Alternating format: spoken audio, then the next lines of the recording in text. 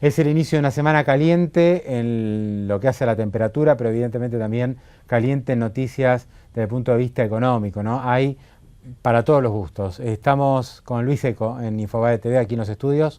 ¿Cómo estás, Luis? ¿Qué tal, Pablo? Bien. Bienvenido, ¿cómo va? ¿Bien? Muy bien, gracias. Bueno, varios temas. Vamos a hacer, si te parece, un ping-pong. Victoria de Dilma Rousseff en Brasil, no le sobró nada. ¿Qué esperás de Brasil en los próximos tiempos? Porque la verdad que el país está estancado, realmente se está sintiendo la salida de capitales.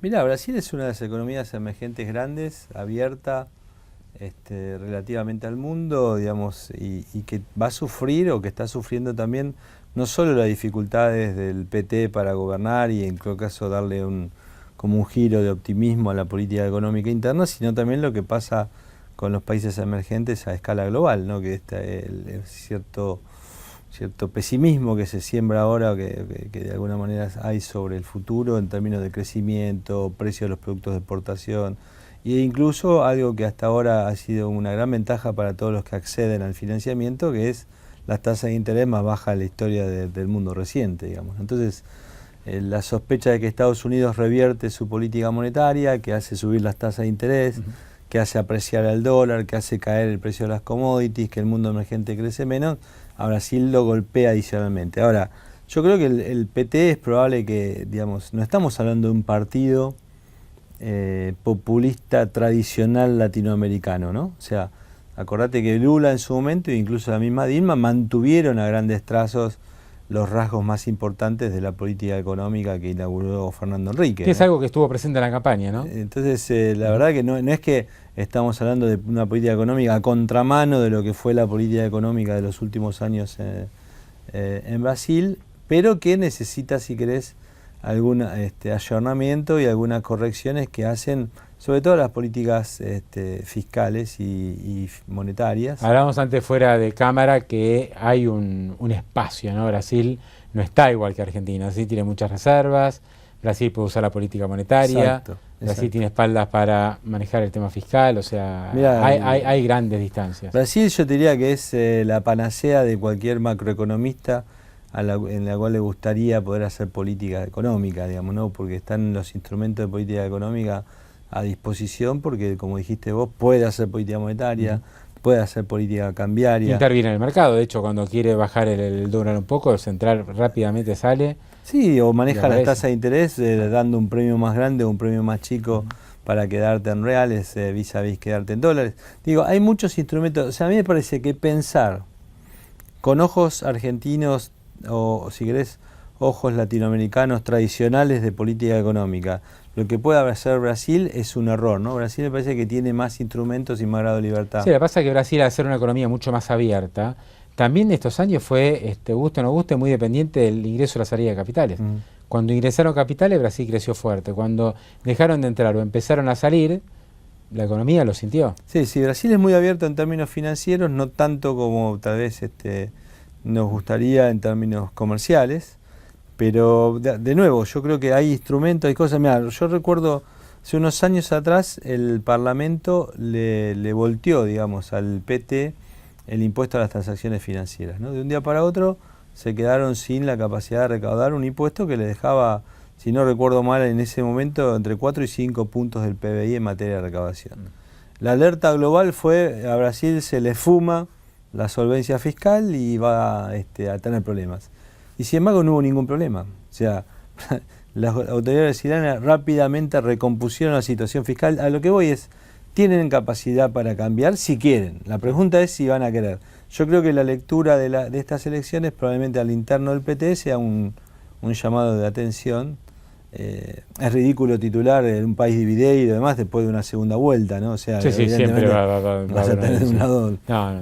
Fue peleado, fueron 3 millones y pico de votos de diferencia a favor de Dilma, pero claramente yo creo que puede haber una lectura favorable. Yo no sería tan pesimista a la hora de decir, bueno, ya ahora vamos todo para mal en Brasil. Yo creo que el PT probablemente lea el resultado, lea las dificultades y tome alguna medida tendiente de recomponer expectativas. O sea, que una fichita a las acciones brasileñas le pone después de una caída tan grande. Sí, sí, siempre y cuando recordar que siempre el ABC de la inversión de portafolio, como dijiste, cuando vos decís una fichita, significa que es una proporción menor de tu portafolio. Y hoy tiene mucho riesgo. Si vos ves cómo se ha movido el Bovespa y el Petrobras, una volatilidad enorme, ¿no? La Petrobras está muy afectada más allá de la macro por cuestiones internas, ¿no? Claro. De todos estos casos de corrupción y alguna idea que ya se arrastra de hace un par de años en el mercado de que está siendo manejada tal vez con un sesgo político más grande que el que era en el pasado, con algunas dificultades para darle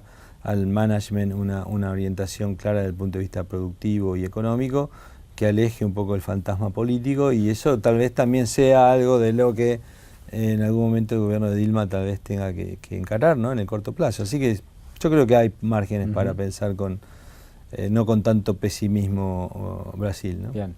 Luis, se adelantó el veranito en términos climáticos y parece que el dólar también está teniendo su veranito, ¿no? Está planchado ahí, bien debajo de los 15, en torno a 14.70, 14.60. ¿Dura esto? Después de las últimas novedades que hubo, digamos, un Banco Central un poquito más celoso de las tasas de interés, colocación de un bono dólar link que estaba a absorber esta semana casi 8.500 millones de pesos, de pesos, y nuevas colocaciones que abrían puerta, digamos, ¿lo van a poder dominar el tipo de cambio? ¿Parecía difícil hace 20 días? Mira, yo sigo siendo escéptico, ¿no? Yo creo que estas son medidas que las discutimos desde el vamos y son atajos, ¿no? Son comprar tiempo, podés hacerlo durante breve lapso, digamos, si no encarás en la raíz del desequilibrio, ¿no? Y el problema principal que enfrenta la cotización del dólar no oficial y la brecha cambiaria tiene que ver con la abundancia de pesos, como lo hemos hablado tantas veces, ¿no? Se emiten muchos pesos frente a la misma cantidad de dólares. Obviamente hay un desafío por delante monetario importante. El Banco Central respondió con alguna, yo diría, aumento marginal de las tasas de interés en algún segmento, no en todos. Pero la apuesta pasó por las políticas de intervención del mercado, más que nada, y estas reuniones que se tienen en diferentes niveles entre los que pueden aportar dólares y entre los que podrían demandar dólares, algunos para que aporten más, otros para que demanden menos. Pero yo lo que encontré como una dificultad muy fuerte y digamos que está generando cada vez más preocupación, y se vio bastante en los pasillos del coloquio de IDEA la semana pasada en Mar del Plata, que es la dificultades para hacerse de dólares que tienen cada vez más empresas para pagar sus importaciones. O sea, esto es lo que percibiste en los pasillos del coloquio de IDEA de Mar del Plata, hablando porque ahí hay empresarios de todo, ¿no? Están los presidentes de las cámaras, pero después hay muchos empresarios de distintos rubros. Y ahí la preocupación es esa, no poder acceder a los dólares. A mí me sorprendió porque, digamos, hasta hace poco era un fenómeno, yo diría, concentrado en la industria automotriz y en la industria importadora o sustituidora de IMPO de Tierra del Fuego, de la ensambladora. Y ahora lo que notamos es que cada vez hay más sectores y más firmas con algunas dificultades para hacerse de insumos o de productos finales. Y ya te digo que las estimaciones que estaban todos yo estaba por debajo de los 5.000 millones de dólares, pero más o menos había cierto consenso que la cantidad de importaciones, el monto de importaciones no pagas estaba en esa cifra. Yo creo que me parece que voy a ir corriendo hacia el límite más alto, que era el que había estimado en su momento Orlando Ferreres, que hablaba ya de 5.600. O sea, es un stock que va en aumento y vos crees que va a seguir así hasta fin de año. Por otra parte, vos sabés que me comentaban que la Secretaría de Comercio Interior le anunció a determinados rubros cuál va a ser el cupo de dólares que van a tener de acá hasta fin de año. Y le bajaron drásticamente ese cupo. O sea, para evitar que siga aumentando el stock de deuda que debe el Banco Central a las industrias que necesitan importar, directamente ya le dijeron, mire, ustedes estaban importando 100 o estaban importando 80, venían exportando 100, ahora están exportando 80, bueno, hasta fin de año 50. Sí, bueno, pero ahí tenés dos posibles caminos, ¿no? Uno es que estos sectores que no habían estado racionados o que tenían cierto racionamiento, decidan directamente no importar más. O sea, importan solo los dólares que van a dar, con lo cual vos sabés que eso es menor nivel de actividad económica automático. O sea, si el insumo es necesario para producir bienes, o sea, si el importado es un insumo y se necesita para producir otros bienes, esos otros bienes no se van a producir, porque no es tan rápida la sustitución entre el producto importado y el producto local. El otro camino es que alguien puede seguir y decir, bueno, sigo haciendo lo que hice hasta ahora, ¿no? Importo igual y después veo cómo pago. Lo que pasa es que eso también tiene un límite. Uno puede estirar un pago, puede conseguir algún financiamiento bancario adicional, puede conseguir financiamiento de proveedores o de la casa matriz, pero tampoco es que ese financiamiento está ilimitadamente disponible. Entonces, yo creo que uno tiene efectos más rápido que el otro, el efecto final es el mismo, que es una contracción en la capacidad de producción de la industria que necesita, mirá, una cosa interesante de idea era que no solo los sectores productores de bienes, sino que muchos sectores productores de servicios también empiezan a tener alguna dificultad a la hora de pagar algún servicio, pagar alguna importación. O sea, ya se está generalizando bastante y me parece que la consecuencia directa de estos controles es afectar los niveles de producción de la Argentina, o sea, la oferta, y eso no es algo que se... O sea, digo, no son políticas gratuitas. Uno piensa que, digamos, qué bárbaro que viene el gobierno logra contener, como dijiste vos, la tranquilidad o el veranito cambiario. Ahora, al mismo tiempo dice, sí, bueno, pero no es que son políticas sin costos, son políticas muy costosas, tal vez con costos mayores que los que tendrían hacer política económica en serio, ¿no? Sí, el gobierno quiere varios objetivos al mismo tiempo, pero la verdad que no tiene herramientas para conseguir todos esos objetivos. Quiere que el tipo de cambio no se mueva, quiere que las reservas no caigan, quiere que el nivel de actividad mejore.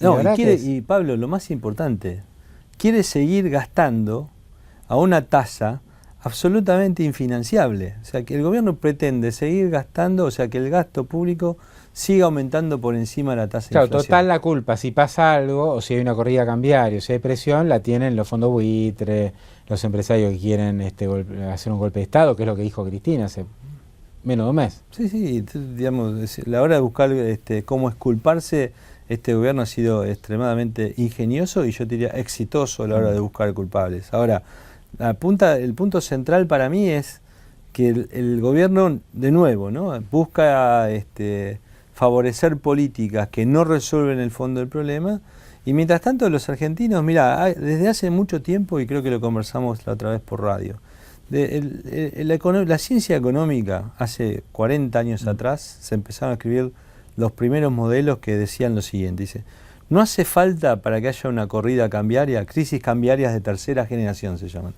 entre la segunda y tercera generación.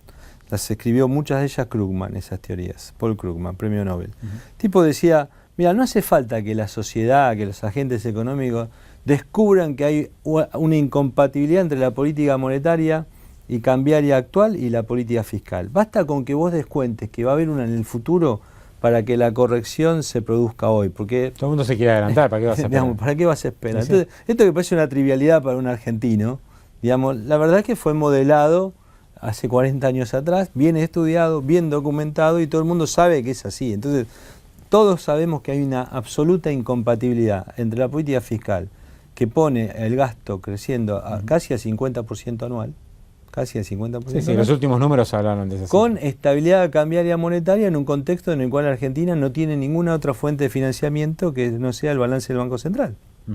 Así que eso tiene patas cortas. Es decir, que este último bimestre del año que se avecina no lo ves tan estable ni tan tranquilo. También hay que decir que octubre tuvo como eje principal los llamados telefónicos, exacto, las sanciones efectivas, las advertencias. O sea, la idea es directamente que no se opere en el mercado cambiario y evitar la dolarización de carteras vía bolsa, que venía siendo un tema cotidiano prácticamente. Bueno, el gobierno y a través del Banco Central le pusieron el foco a eso y tratan de directamente que no se opere. Es decir, si no hay cotización, el problema no existe. Algo parecido a lo del INDEC y a otras tantas índices que han modificado, ¿no? O sea, tocan el termómetro, pero no las causas que generan la enfermedad. Exactamente, y digamos, y no solo eso, no solo ha trabajado de manera directa sobre el mercado, sino también, como se viene documentando bastante profusamente últimamente, que el gobierno trabaja a través de sus principales operadores, que podrían ser el ministro de Economía y el presidente del Banco Central, de crear esta expectativa de que finalmente en enero habrá un acuerdo con los holdouts y que a partir de ahí Argentina recibirá también te ayuda a ganar tiempo, te ayuda a ganar un poco de tiempo, pero nadie sabe lo que va a pasar. Sí, claro. Y aparte de eso, la novedad de la semana pasada, que eran estos famosos 5.700 millones de dólares que vendrían de las exportaciones agropecuarias, más que nada de las grandes empresas agroexportadoras. Uno, el compromiso de anticipar 1.200 millones o 1.500 millones de dólares a través de un bono, y los 4.200 millones de dólares adicionales que vendrían de ventas de los chacareros, de parte de la soja que hoy está atesorada en el campo. Ese número es muy difícil de alcanzar. Estamos viendo cierta recuperación en el ritmo de venta de liquidación de granos, digamos, en el mercado, pero hay que ponerlo bastante más arriba. A mí mi cálculo da es que respecto al nivel de actual vos necesitarías que se liquide 30% más que lo que se liquida hoy durante noviembre y diciembre, pero eso significa ir a niveles que son más del doble de lo del año pasado en los 2 últimos meses del para año. que lleguen los casi 6.000 millones Para que que prometió llegue el campo. O que el gobierno dice que prometió el campo, ¿no? Porque Sí, eso aparte es no se algo que entiende ha dicho cómo Capitanich. no, aparte tampoco se entiende cómo una cerealera va a comprometerse, yo no creo que lo hayan hecho, sobre algo que no controla, ¿no? Porque quien vende no es la cerealera o es la el productor. aceitera, es el productor. Luis, gracias como siempre por tu visita. Un placer. Muy amable. Entérate antes. Baja la aplicación de Infobae.